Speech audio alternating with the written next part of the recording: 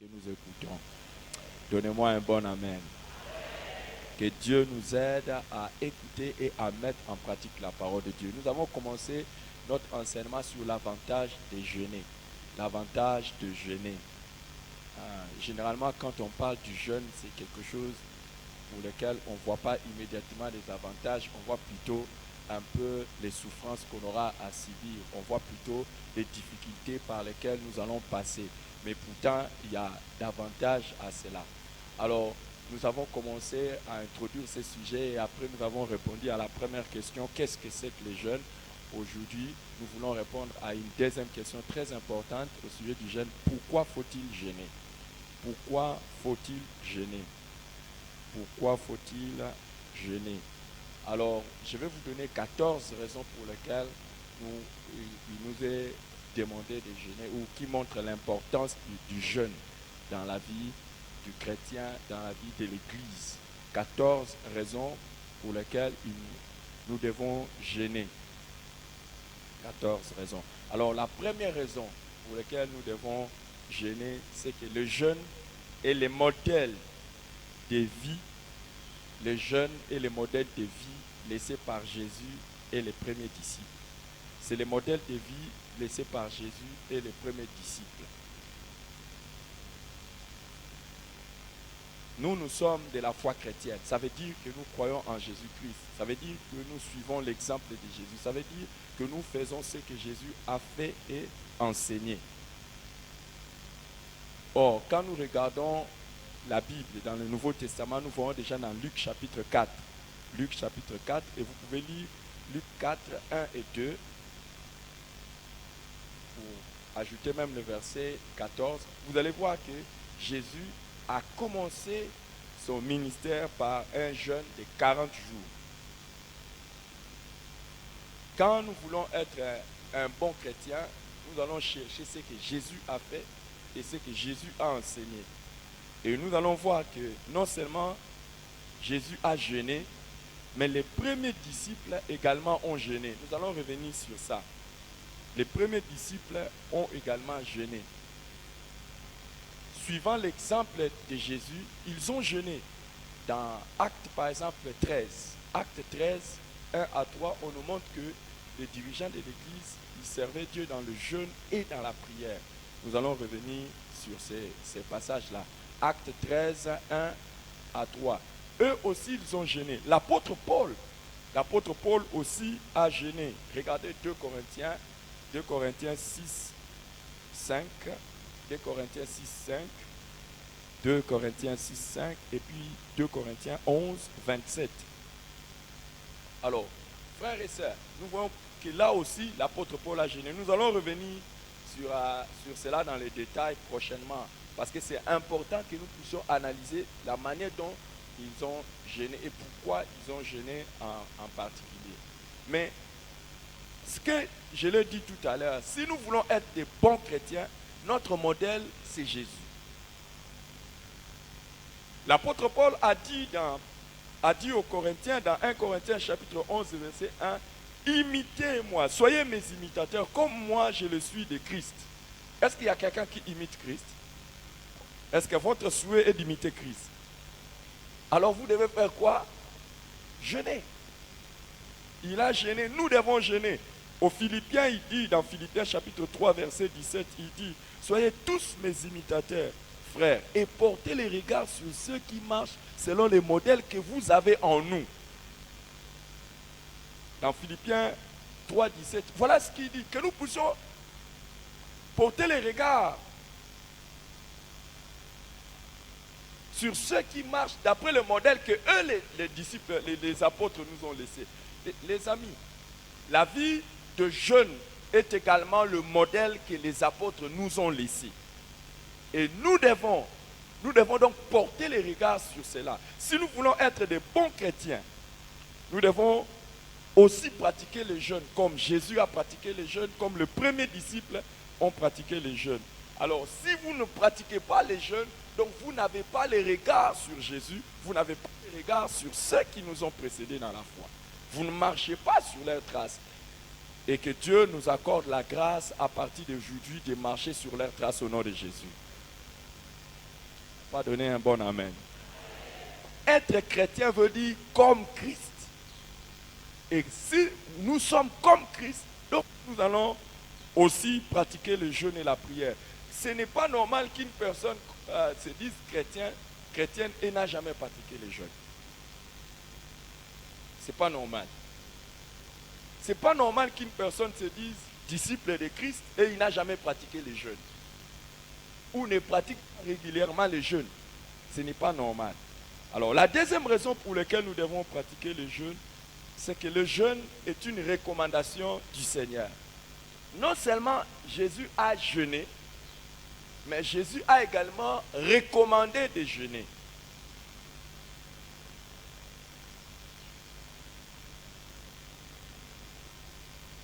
Le jeûne est une recommandation du Seigneur. Dans Matthieu chapitre 6,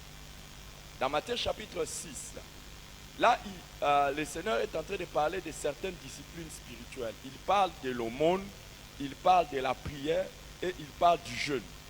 Il parle de 3 disciplines spirituelles. L'aumône, la prière et le jeûne. Regardez du verset 1 au verset 6 et du verset 16 au verset 18. Là, le Seigneur est en train de dire, lorsque vous jeûnez, Matthieu 6, je disais les versets 1 à 6 et puis 16 à 18. Là, le Seigneur dit, il dit par exemple, lorsque vous priez, faites ceci, faites ceci, faites cela. Lorsque vous faites l'aumône, faites ceci, faites ceci, faites cela. Et il dit, lorsque vous jeûnez, voilà comment vous devez vous comporter. Donc, au même moment, nous allons revenir sur cet enseignement-là, très important de Jésus-Christ pour le jeûne. Je pense, si Dieu le veut, dans la séance prochaine, nous allons déjà toucher cet enseignement de Jésus. Mais il recommande les jeûnes. Il ne dit pas si vous jeûnez. Il dit lorsque vous jeûnez. Il suppose déjà que nous allons jeûner. Et il nous donne maintenant les règles de la manière dont nous devons jeûner. Alors, quand on dit lorsque vous jeûnez, il ne le dit pas en impératif, mais il les recommande. Il dit c'est quelque chose de bon. Il faut que nous puissions jeûner. C'est important. Voilà une raison pour laquelle nous jeûnons. Parce que le Seigneur a recommandé ça. Le Seigneur a recommandé que nous puissions jeûner. Et il nous dit même comment nous devons jeûner. Jésus ne peut pas nous recommander de faire quelque chose qui soit inutile. Si le Seigneur nous recommande le jeûne, c'est que c'est quelque chose de très important. Et que le Seigneur t'aide, que le Seigneur m'aide à savoir que ce qu'il nous a recommandé est vital pour notre vie. Lorsque vous jeûnez, par la grâce de Dieu d'ailleurs aujourd'hui, c'est notre journée de jeûne et prière. Nous allons passer 3 journées de jeûne et prière. Je sais que certains, ça serait la première fois pour eux de prier. Pour d'autres, ça sera le retour à la vie de jeûne et prière. Pour d'autres, grâce à Dieu, ça serait la continuité de la vie normale. Alléluia. Et la 3e raison pour laquelle nous devons jeûner, c'est que le jeûne réjouit le cœur de Dieu. Quand quelqu'un est en train de jeûner, il réjouit le cœur de Dieu. Le jeûne réjouit le cœur de Dieu. Donc quand vous êtes en train de jeûner, ça fait plaisir à Dieu. Voilà en d'autres mots ce que nous pouvons dire. Quand une personne dit j'abandonne la nourriture, j'abandonne le confort, j'abandonne mon travail, j'abandonne mes relations intimes, j'abandonne ceci pour ma communion avec Dieu, ça fait plaisir à Dieu. Ça réjouit le cœur de Dieu. C'est une manière de dire je vais te faire plaisir. Ésaïe chapitre 58. Dans Ésaïe 58 au verset 6, il dit, l'Éternel dit, voici les jeunes auxquels je prends plaisir. Détache les chaînes de la méchanceté, dénoue les liens de la servitude, renvoie libre les opprimés et que l'on rompe toute espèce du joug. Donc, il dit, voici les jeunes auxquels je prends plaisir. Donc, en fait, Dieu était en train de parler du vrai jeûne. Ésaïe 58. Ésaïe 58, le verset 6. Donc, Dieu était en train de parler du vrai jeûne parce qu'il y en a qui faisaient les mauvais jeûnes, ils jeûnent mal. Mais là, il y a d'autres qui jeûnent bien. Et il dit, voici les jeûnes auxquels je prends plaisir. C'est-à-dire que si vous voulez faire aussi plaisir à Dieu, faites quoi? Jeûnez. Soyez prêts à abandonner beaucoup de choses, juste votre communion avec Dieu. Et il va y prendre plaisir. Il dit, voici les jeûnes auxquels je prends plaisir. Une personne qui jeûne correctement, c'est une personne qui fait plaisir à Dieu. Je l'ai dit d'une autre manière, un jeûne pratiqué correctement, c'est un jeûne qui fait plaisir à Dieu. Quand on met de côté ses besoins, Dieu dit, waouh, waouh. Toi, tu apprendras à faire beaucoup plaisir à Dieu. Alléluia. Est-ce qu'il y a quelqu'un qui a déjà fait plaisir à Dieu dans ce sens-là? Beaucoup de fois. Il voit tu laisses tout pour lui. Il voit tu sacrifies pour lui. Il dit waouh. Il y prend plaisir. Et il y a des gens, ils peuvent dire à Dieu, je t'aime, mais ils sont prêts à aucun sacrifice. Juste une tasse de thé, juste s'abstenir d'une tasse de thé. Plus loin, je vais vous apprendre le type de jeûne. Et je vais vous montrer combien de temps on peut jeûner. On peut jeûner en s'abstenant juste d'un repas.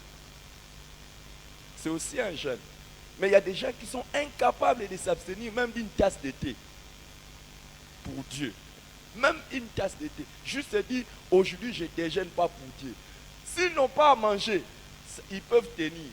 Mais si c'est une décision pour eux, pour prier, ils n'arrivent pas. Pourquoi? C'est l'état de leur cœur. Combien de fois il est arrivé que, à cause de certains problèmes ou à cause de certaines démarches, vous devriez sortir vite, aller vite au travail, ou bien faire ceci ou faire cela, vous êtes parti et vous n'avez pas mangé. Vous avez commencé le travail directement, et puis vous vous rendez compte que vous n'avez pas mangé. Après, mais j'ai faim. Pourquoi ça? Pourquoi? Mais je dois chercher. Et puis vous supportez. Peut-être le poids du travail vous amène à ne pas manger jusqu'à à une certaine heure. Mais vous n'arrivez toujours pas. Et quand vous allez manger, vous allez dire, qu'est-ce que c'est que c'était une journée difficile? Vrai ou faux? Vrai ou faux? Qui est déjà parti à l'école sans manger, parti au travail sans manger? Qui a déjà fait ça? Beaucoup, non? Beaucoup de fois, est-ce qu'on ne le fait pas? Et puis après, on viendra manger après. Mais dites tellement qu'aujourd'hui, à cause de mon amour pour Dieu, je ne vais pas manger. Pourquoi certains n'arrivent pas? Certains n'arrivent pas. Juste dire, à cause de mon amour pour Dieu. Vous allez comprendre que notre chair et le diable sont vraiment des ennemis. Hein? Pourquoi? Parce que naturellement, tu peux faire ça. Et tu ne vas pas commencer à réfléchir, est-ce que les médecins, est-ce que la maladie, est-ce que les problèmes vont venir? Non, ça arrive et tu le fais. Mais quand c'est une décision pour faire à Dieu, pour chercher l'intimité avec Dieu, là, ça devient un problème. Vous voyez pourquoi ça fait plaisir à Dieu? Parce que là, la personne prend la décision d'elle-même. Toi-même, tu dis, je ne vais pas manger pour chercher Dieu. Alléluia. Alléluia. Quand j'étais en train j'étais en voyage, pour revenir ici, je devais prendre mon vol à 6 heures du matin.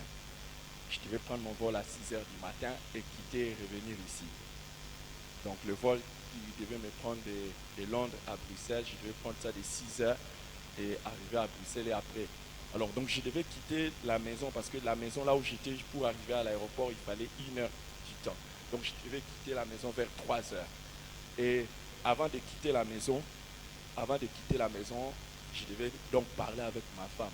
Donc elle était en train de faire un effort pour rester éveillée jusqu'à ce parce que j'allais perdre les réseaux Wi-Fi de la maison. Donc on allait être coupé pendant un temps. Mais elle a fait des efforts. Elle dit, je ne veux pas dormir jusqu'à ce qu'on parle et puis quand tu vas quitter, c'est alors que je vais dormir. Donc, elle fait des efforts. Pourquoi elle-même, elle montre ses sacrifices et ça touche le cœur. Là où tu es, tu sais qu'il y a quelqu'un qui pense à toi. Je veux quitter, je lui dis, mon chéri, je quitte maintenant là, je veux partir à l'aéroport. Dieu merci. Ce sacrifice-là a été payé parce qu'on m'a donné aussi le moyen de communication jusqu'à l'aéroport. Donc on a continué à parler. Ça touche le cœur de Dieu. Que toi tu dises aujourd'hui, je mets à part cette journée juste pour lui.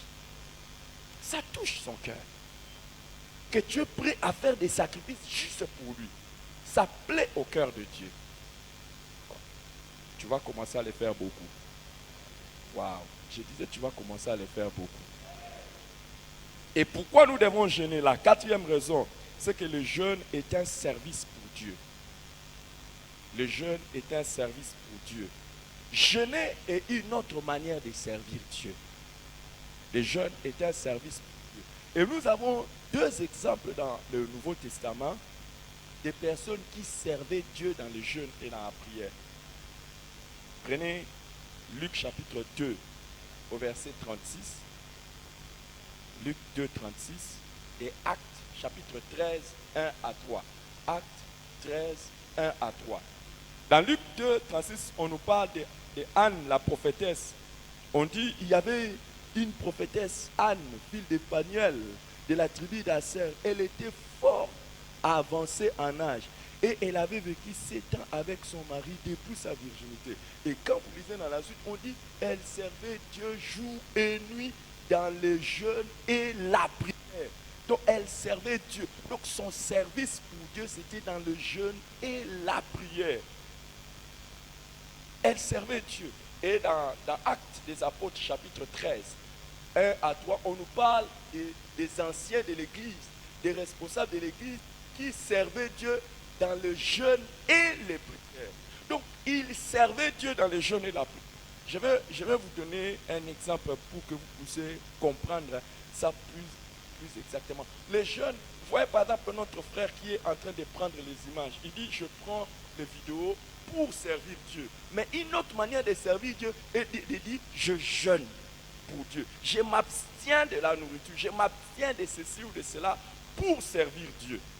Alors, on parle de cette femme qui était fort âgée. Elle avait plus de 80 ans, autour de 80 ans. Et elle continuait à servir Dieu dans le jeûne et dans les prières. On dit les jeûnes, ça dit plusieurs fois elle jeûnait. Elle jeûnait régulièrement.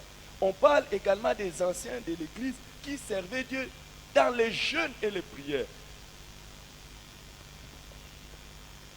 Quand on parle maintenant de jeûner pour servir Dieu, ça veut dire simplement, je me mets à part, je m'abstiens de mes besoins pour me donner dans une communion plus intense avec Dieu afin que le service de Dieu, la gloire de Dieu puisse avancer.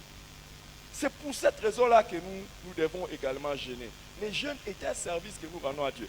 Et le jeûne qui est un service que nous rendons à Dieu est au-delà des jeûnes pour lesquels nous présentons à Dieu pour nos besoins égoïstes ou pour nos besoins personnels. Ah non, je jeûne pour le salut de mon mari. Je jeûne pour le salut de ma famille. Je jeûne pour trouver du travail. Je jeûne. Ça c'est le niveau inférieur de jeûne. Mais le niveau où notre amour pour Dieu nous amène maintenant à nous dire, je suis là, je veux que ta gloire puisse s'éclater au milieu des hommes. Je veux que ton œuvre puisse aller de l'avant. Je veux que ta volonté s'accomplisse sur la terre. Il y a des gens, il y a des femmes dans l'histoire dont on a parlé. On nous parle de Anne. Et vous savez, une des raisons pour lesquelles Anne était en train de jeûner et de prier, c'était l'attente du Messie. Elle attendait l'arrivée du Messie. Elle priait, elle soupirait pour que le Messie vienne en Israël. Et ça, c'est des genres de personnes que Dieu cherche. Et si vous avez des gens de personnes comme ça, rien à faire. Dieu va agir dans votre église. Dieu va agir dans votre communion. Dieu va agir. Elle sait Dieu par les jeûnes et les prières. Aujourd'hui, si vous voulez organiser des moments de jeûne qui soient forts, dites seulement nous allons jeûner pour nos familles. Beaucoup de gens vont venir. Mais si vous dites nous allons jeûner pour l'œuvre de Dieu, très peu de gens. Et on nous parle dans l'histoire de certaines femmes également qui jeûnaient. Il y a des hommes de Dieu qui ont eu des intercesseurs qui ne faisaient que jeûner et prier pour eux. On parle d'une femme qui jeûnait pour un homme de Dieu. Elle jeûnait. De manière à ce que quand cet homme de Dieu prenait la parole et qu'il prêchait, des miracles, des conversions, des prodiges s'opéraient. Pourquoi? Quelqu'un était là en train de servir Dieu par les jeûnes.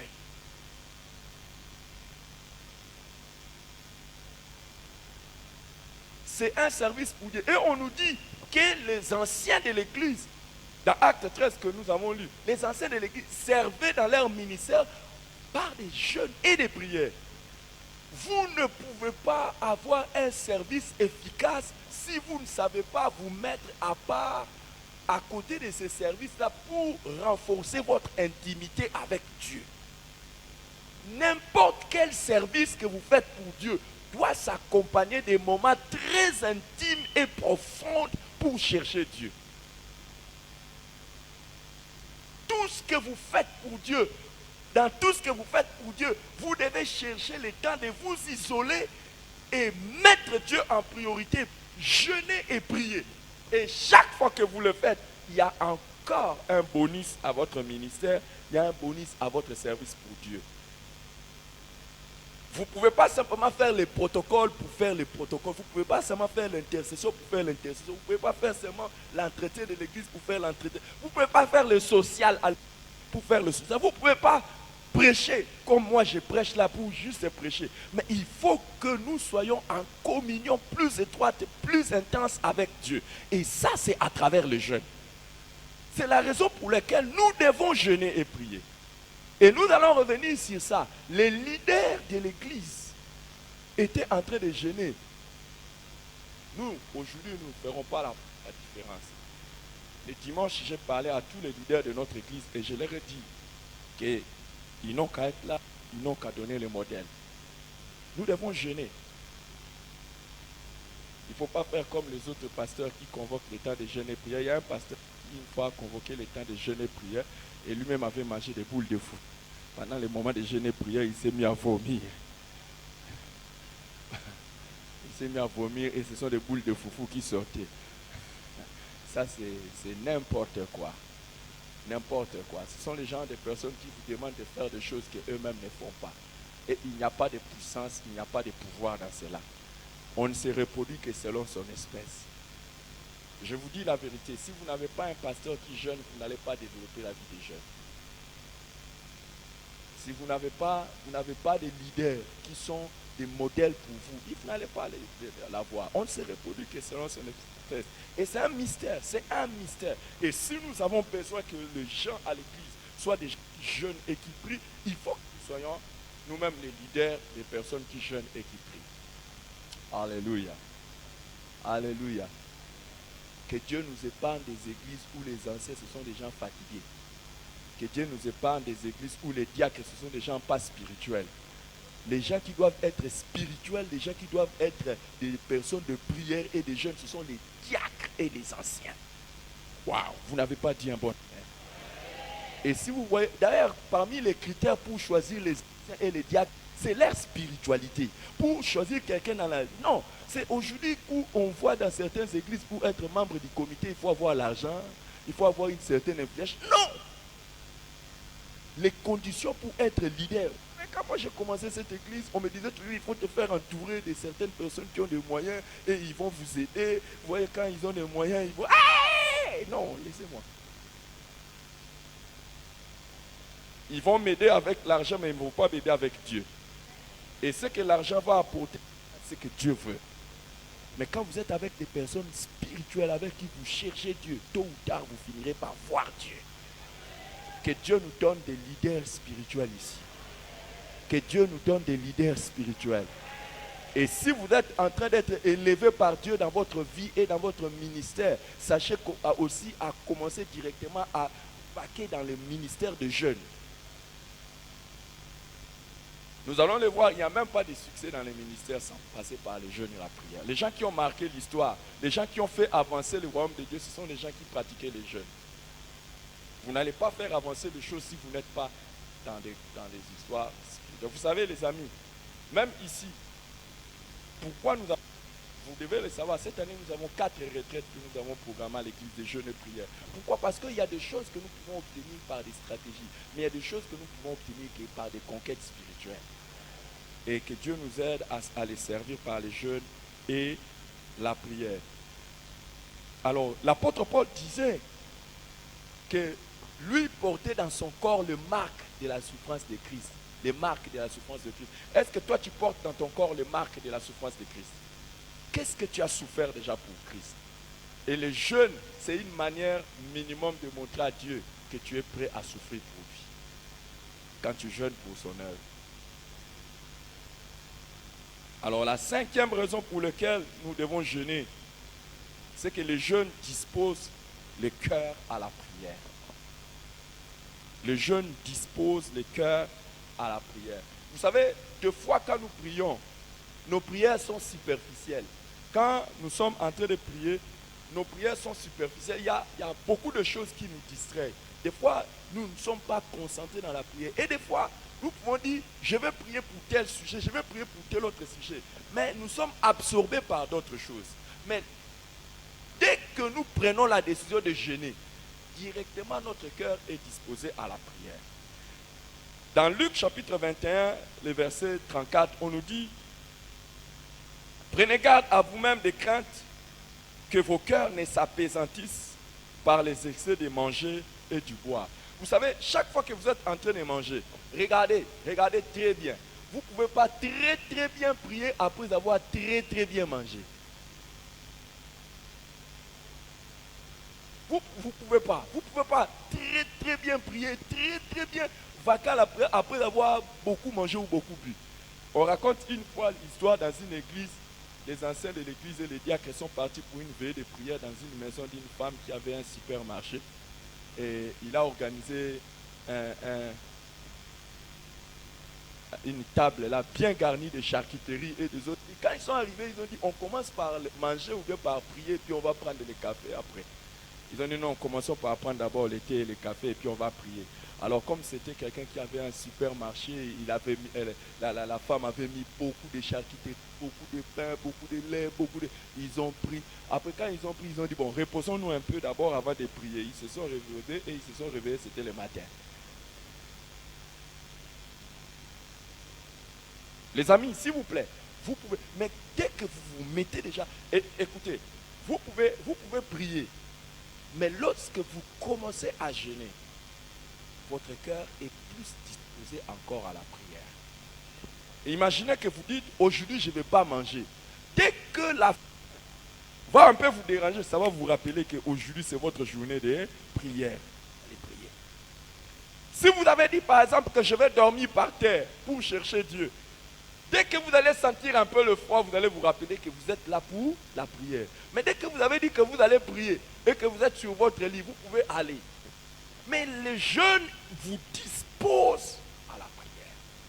Il dispose votre cœur à la prière. Dès que vous vous dites, je ne vais pas manger pour la prière, ça va vous rappeler ça. Et sixièmement, le jeûne accompagne la prière. Sixièmement, le jeûne accompagne la prière.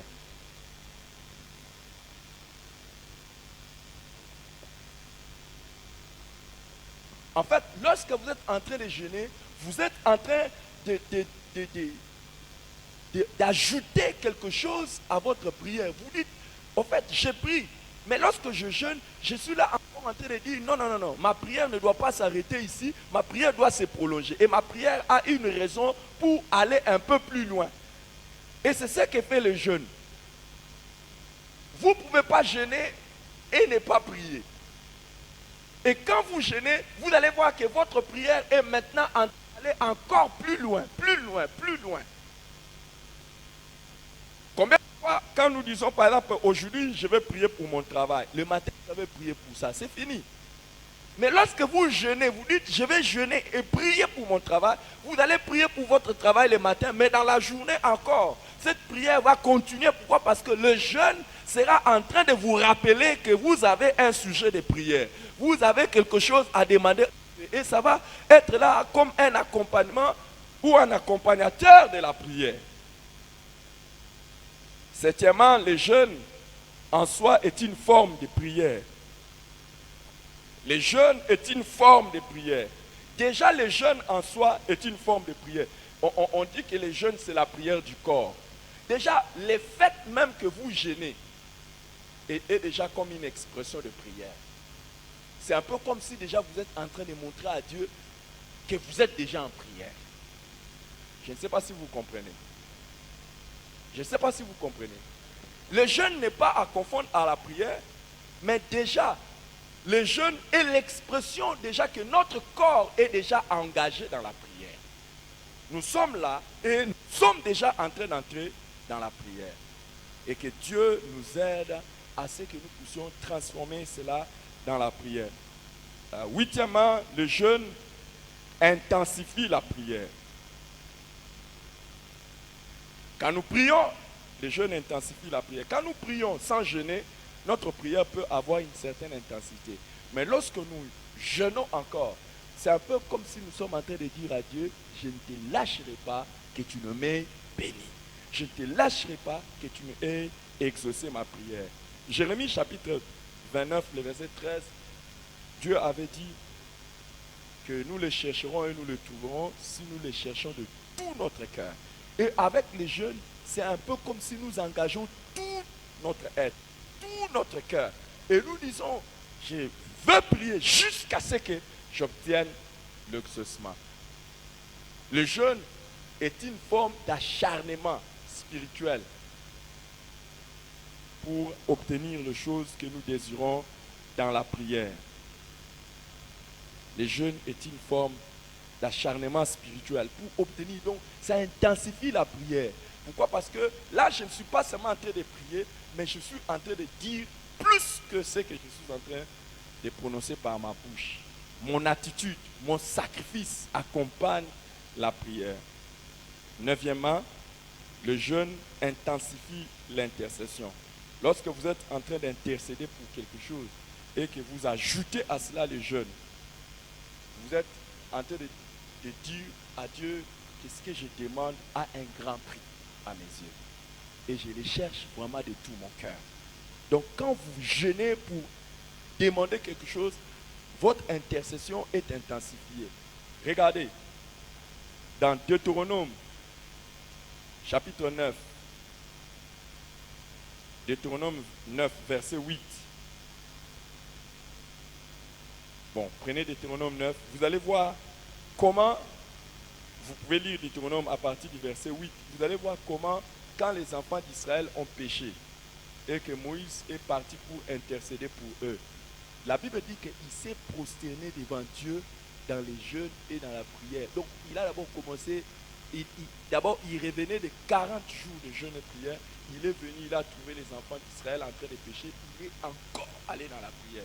Et là, il a dit à Dieu, si tu ne sauves pas ce peuple, efface mon nom dans les livres de vie. Donc, il était prêt à se sacrifier juste pour le salut des âmes. Quand vous lisez aussi Néhémie chapitre 1, Néhémie chapitre 1, du verset 1 au verset 11, vous allez voir que Néhémie aussi, quand il a appris comment les murailles de Jérusalem étaient en ruine, la Bible dit qu'il fit plusieurs jours dans le jeûne et après il a commencé à prier. Alors là, je vais dire quelque chose au sujet de notre intercession et de notre jeûne. Quand est-ce que le jeûne intensifie la prière? Le fardeau est tellement fort que vous abandonnez tout pour entrer dans la présence de Dieu. Vous n'avez même pas encore commencé. Vous êtes seulement là. Et c'est après que votre bouche s'ouvre. Au fait, les jeûnes montrent la détermination, les fardeaux qu'il y a dans le cœur pour le sujet pour lequel on intercède. Lorsque nous disons par exemple, Seigneur, que ta gloire descende à l'église. Nous le disons, que ta gloire descende. Seigneur, nous voulons que tu agisses à l'église. Seigneur, nous voulons que tu agisses. Seigneur, je veux que tu sauves mon frère. Seigneur, je veux que tu sauves mon frère. C'est très bien. Ça montre quelque chose dans le cœur. Mais imagine maintenant que, avant de le dire, tu laisses d'abord de manger. Imagine que tu veux prier pour ton fils, tu veux prier pour quelque chose, tu veux prier pour l'église. Tu laisses d'abord le manger. Pendant 1 jour, 2 jours, 3 jours, tu dis à Dieu, je me tiens devant toi. Et puis le 3e jour, tu dis à Dieu seulement c'est la chose que tu voulais dire. C'est terrible. là, le Seigneur voit déjà le cœur, le souci que tu as pour la chose que tu vas demander à Dieu. Et ça ajoute de l'intensité à ton intercession. Il y a des fois, on demande des choses, beaucoup de gens même demandent des choses qu'ils oublient. Mais Dieu veut que nous puissions demander de tout cœur. Quand tu pars déjà dans les jeûnes, le Seigneur voit le sérieux. Il voit la détermination, il voit les fardeaux. Et vous allez voir que beaucoup de gens font l'inverse. Ils commencent par prier et jeûner après. Non, l'ordre c'est de jeûner et de prier. Le meilleur ordre, on commence d'abord par jeûner, on s'abstient de tout et on commence à prier. C'est plus fort. Nous allons nous arrêter là, nous allons continuer demain à donner les différentes raisons pour lesquelles nous devons jeûner et poursuivre dans l'enseignement. Mais nous voulons prendre quelques minutes, juste 2, 3, 4 minutes pour prier et partir. Est-ce qu'on peut prier ensemble? Les premiers sujets de prière, chacun va prier encore aujourd'hui. Seigneur, je vais avoir une vie intime avec toi profonde, une vie intime profonde avec toi. Je ne vais pas avoir une vie superficielle. Est-ce que tu peux prier le Seigneur? Prie le Seigneur, prie le Seigneur. Prie le Seigneur. Nous n'avons pas beaucoup de temps. Prie le Seigneur, prie le Seigneur, prie le Seigneur. Je ne veux pas que ma vie soit superficielle. Je veux que ma vie spirituelle soit profonde. Je veux que ma vie spirituelle soit profonde. Je veux que ma vie spirituelle soit profonde. Et demande aussi à Dieu que tu veux marcher dans les traces de Jésus. Faire comme Jésus, faire comme le premier disciple. Pas comme tout le monde, mais faire comme Jésus, faire comme le premier disciple.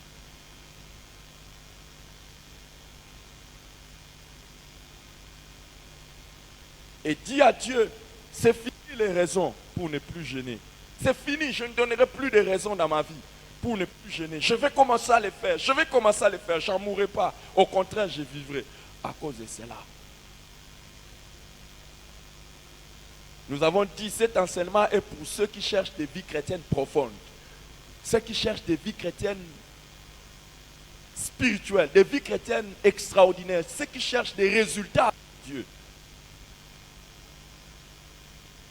Pendant que je demande ces moments de prière, il y a des gens qui ne prient pas. Prie s'il te plaît, prie. Je te réveille comme Jésus a réveillé les apôtres. Prie. Ne te laisse pas prendre, ne te laisse pas prendre.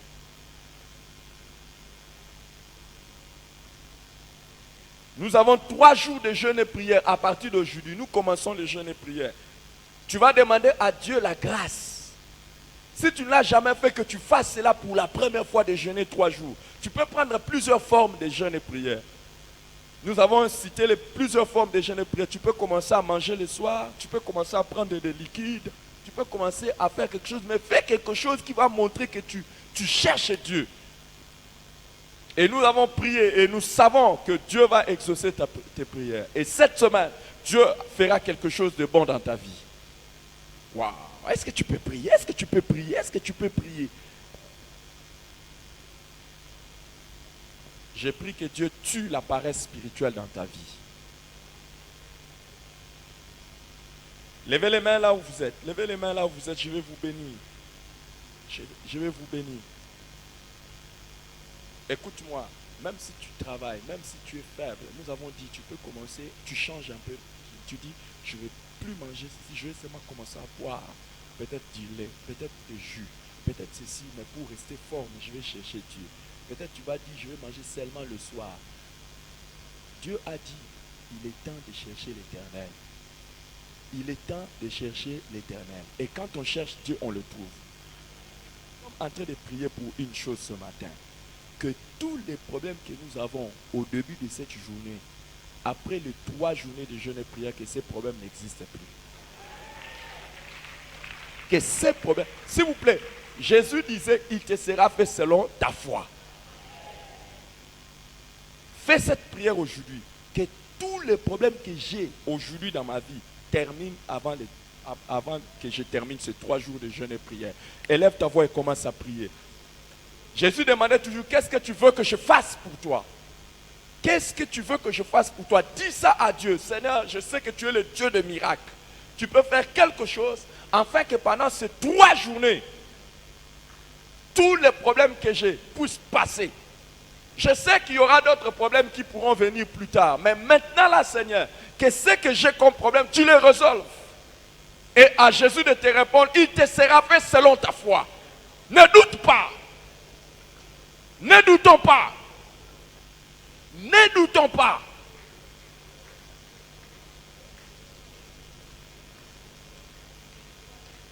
Dieu est capable d'amener quelqu'un de très loin ou de toucher le cœur de quelqu'un très loin afin que ton problème à toi puisse recevoir la réponse au nom de Jésus-Christ. Seigneur, que les mains qui sont levées soient honorées. Tu as dit tu honores celui qui t'honore. Ils t'ont honoré en croyant que tu es capable d'agir en leur faveur au nom de Jésus.